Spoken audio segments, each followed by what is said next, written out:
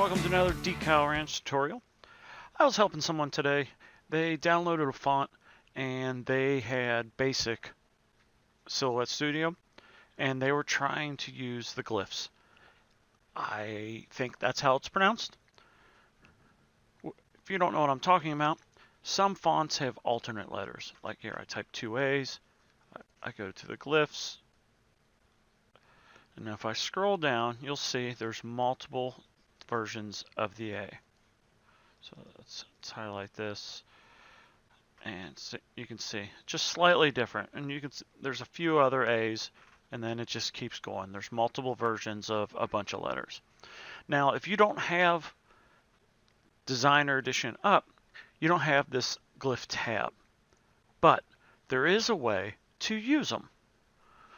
What you need to go down, if you're Windows PC, of course, type character map, and it'll pull up a window. What you'll need to scroll down to the font you're using. I already did this to make sure it worked, so Fonty was already selected.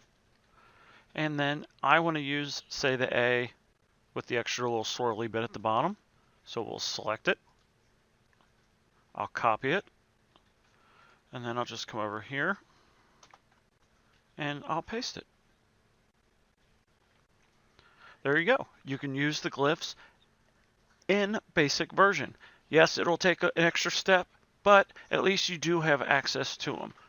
You come back in here, you can do multiple letters. Say you knew, I know I need that, I know I need that one, and I know I need that one. So then you can come in here. I hit Control V, but pasted it in just the same.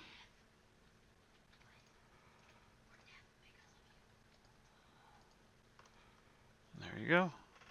There's all the different versions. Any questions or comments, please feel free to leave them below. Hopefully I do more tutorials like this into the future. Thank you for watching, and as always, have a great day.